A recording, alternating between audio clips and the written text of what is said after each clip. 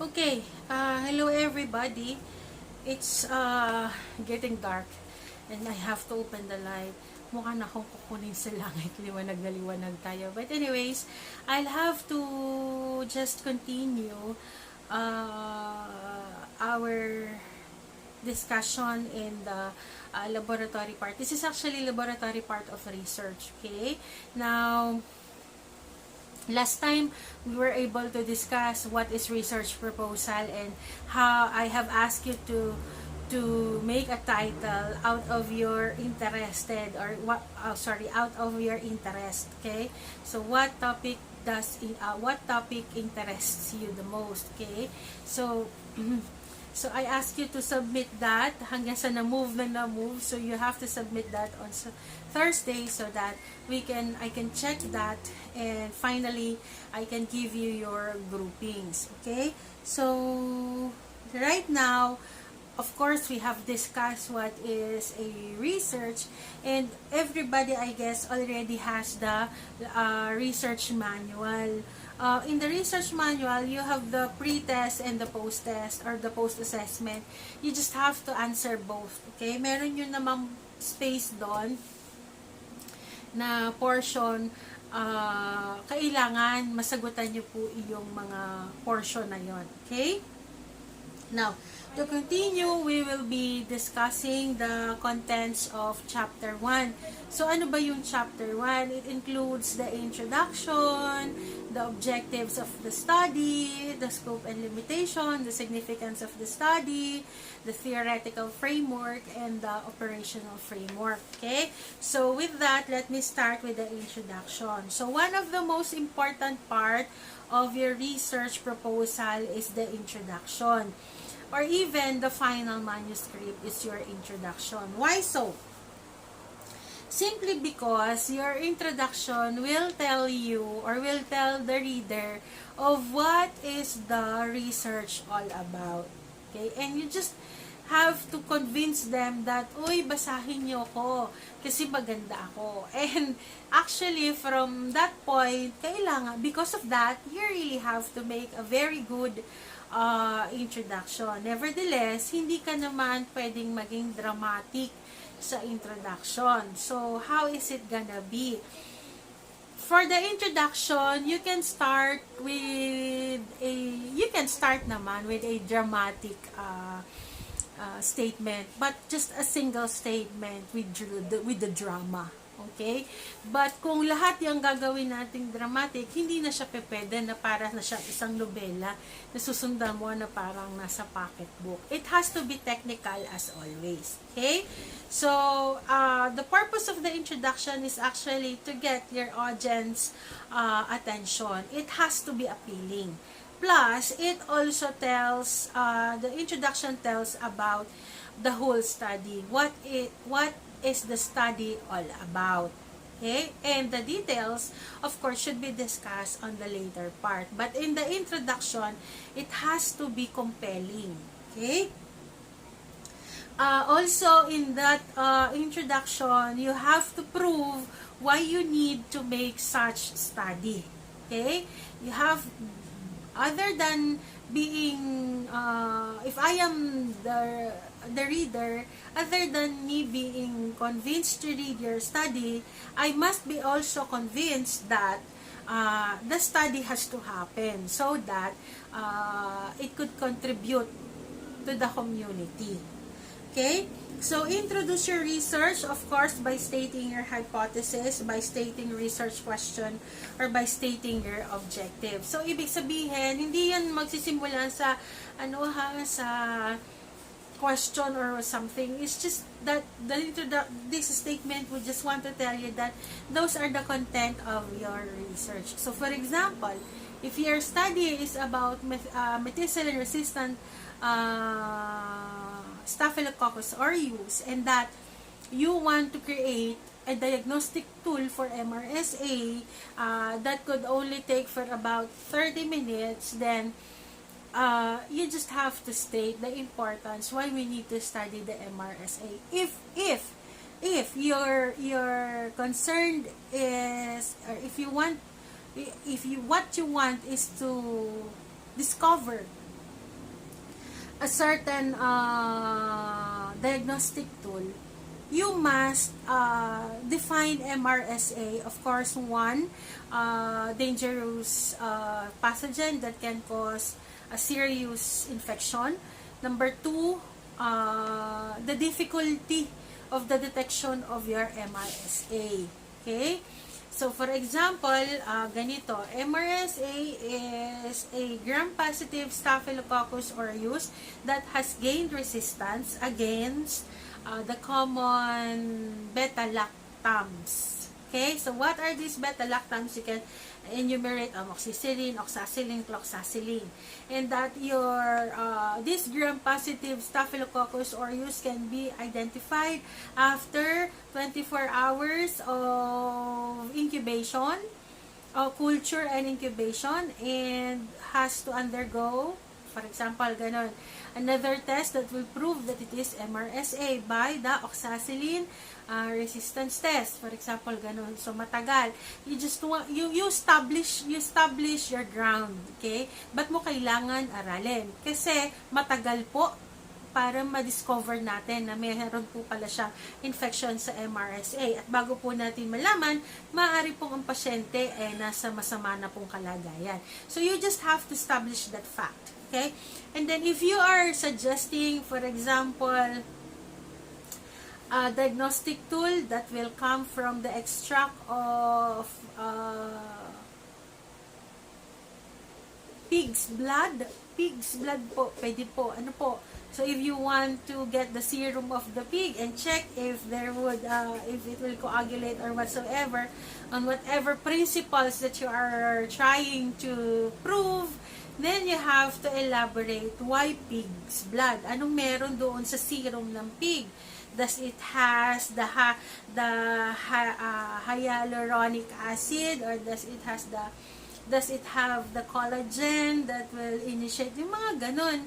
So you just have to establish facts from the diagnostic tool. You have to establish fact for the diagnostic tool that you want to formulate and the concerned pathogen. For example naman, identification of blood type. So, pwede mo sabihin na yung Ulex europaeus, for example, is already endangered, and we have to create another source for that.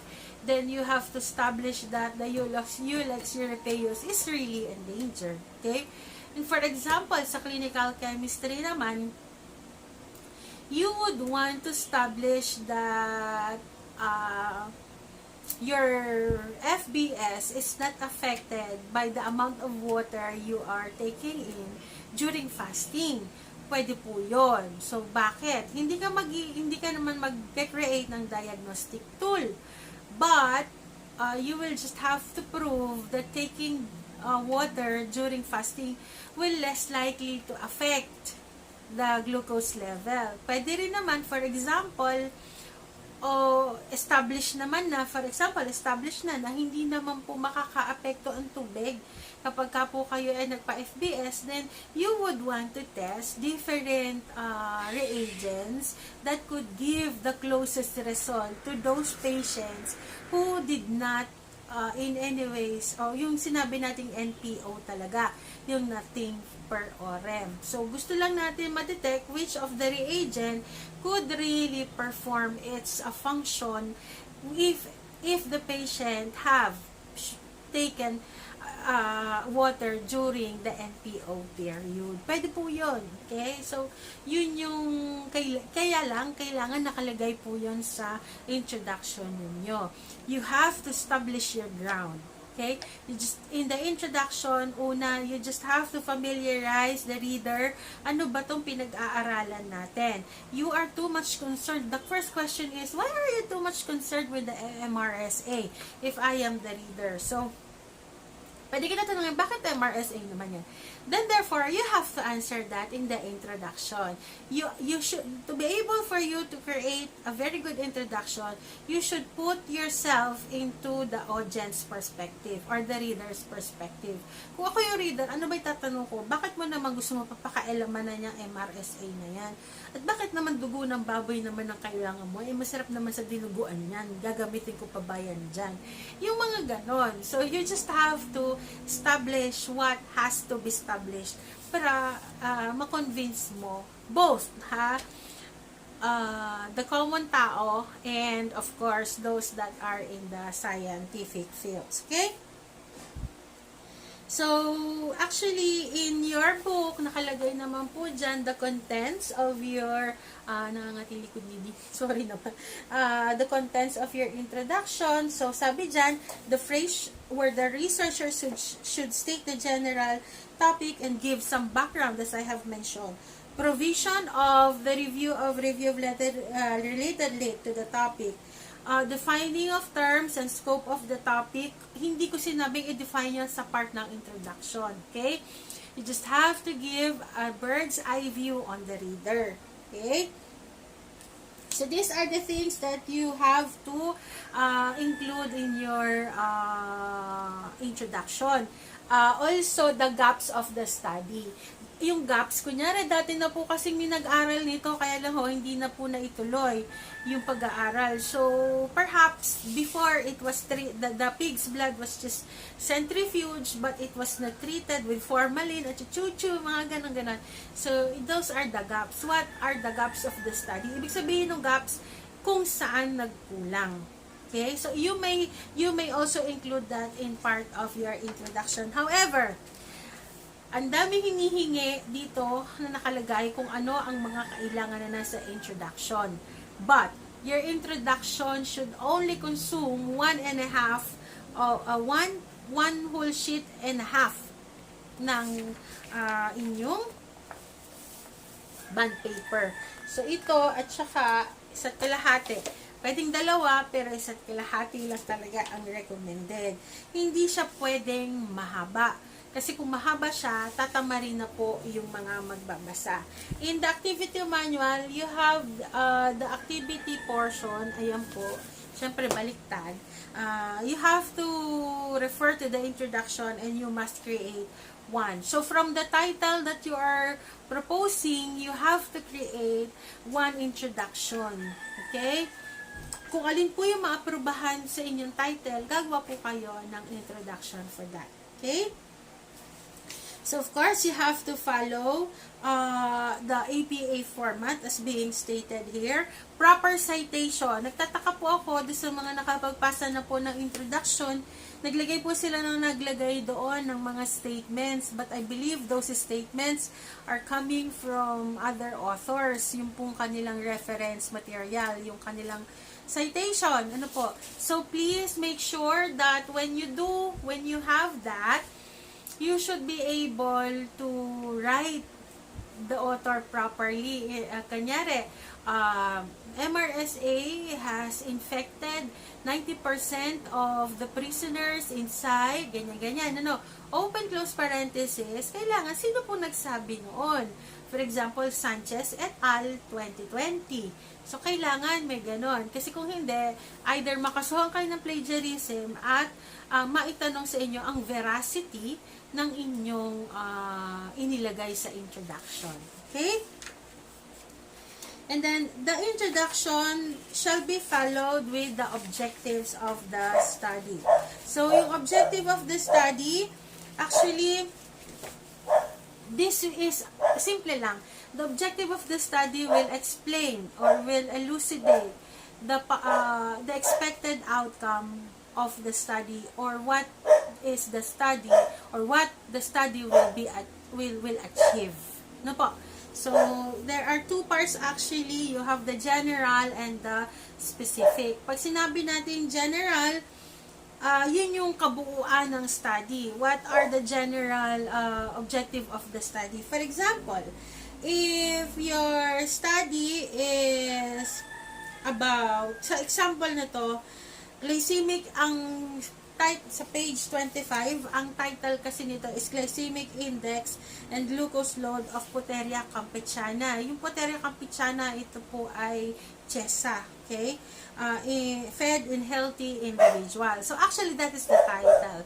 So that will be your general objective. What do you want to determine? You just want to determine the glycemic index of the cheska in healthy individuals that are fed with cheska. So, chesa pala. Ba't ako cheska ng cheska? Okay. And the specific study, the specific objective of the study, ito po yung mga hinimay-hinimay na. For example, ang ating pong study ay glycemic index and glucose load of Poteria campechana, chesa in healthy individual. Of course, para malaman mo kasi yung glycemic load, kailangan malaman mo rin yung normal amount or recommended amount para masabi natin wala itong effect sa sugar level ng tao. Okay? So, katulad nun, kailangan mong malaman kung part of the specific study is to determine the proper amount of chesa. So, kailangan ma-determine mo yon. And then, apart from that is you have to have approximate analysis.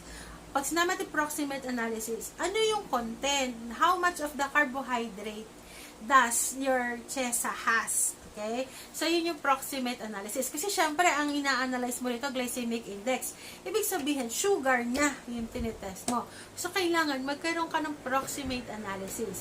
So, for you to arrive on the general objective, like determination of the glycemic index, you have to consider several factors. For example, for you to be able to identify the glycemic index of chesa, you have to identify first the proper amount that could be given to the patient. The amount of carbohydrates that is naturally present in Poteria campechana. Okay? And finally, you have to determine the glycemic index. Usually, in the specific objective, the methods or the process is included.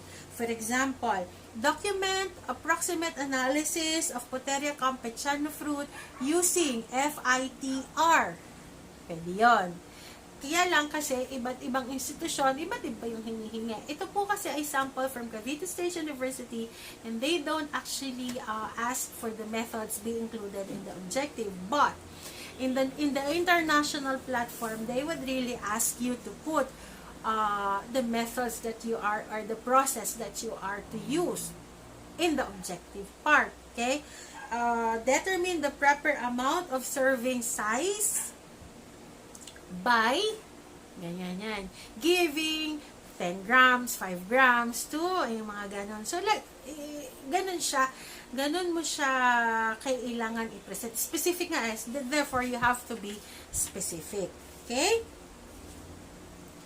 Actually, your objective of the study, yung iba kasi, ewan ko, itatanong ko pa po, pasensya na, pero I don't know if there is a statement of the problem in our institution. If so, then that will be no problem with you. Kasi, actually, yung objective is extracted from the statement of the problem. And vice versa. Kasi yung objective, pwede mo naman siyang gawing in a question form.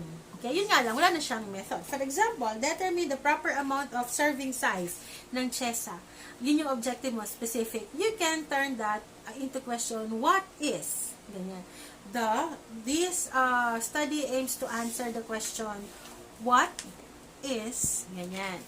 The proper amount or proper serving size of cheska. Cheska ako ng cheska. Sino ba si Cheska? Chesa. Sorry naman. Okay. So, yun lang naman po ang sa objective of the study. So, I will just have to stop on the objective portion of the study. Ito. Tuloy ko na siya sa significance of the study. Anyway, I have 19 minutes pa lang naman. So, target ko 25 minutes the most. Okay? So, significance of the study. The significance of the study actually describes what will be the contribution of the study, of your study on different different community. Okay, so for example, what is the contribution of your study sa medtech society, sa'yo as a researcher, sa patient, okay, sorry for the dog ha, masyado siyang hyper ngayon. Mataas ang adenyl cyclase niya ngayon. So, for example, future researches, to you as a researcher, to Medical Technology Society, sa mga laboratory professionals, anong magiging effect nito, to the physician, for example. Basta iisipin nyo, sino ang who will benefit to this study. Sino ba'y makikinabang? Patient, medtech, future researchers, you as a student. So you have to include that. Okay, so I think it is there are some sample examples here. You just have to follow. Of course, you don't need to put a citation because clearly the significance of the study will be your creation, your very own. So that would be your own statement. Saan ito? Alangan na naman kunin mo pa yung importance of the study or significance of the study sa iba na tatanong mo, ano kaya magiging mapapala mo dito? Or titingin ka pa ba sa ibang manual na, ano bang mapapala mo dito? Parang ganun. Or, of course, you yourself has to be able to identify the significance of the study. Okay?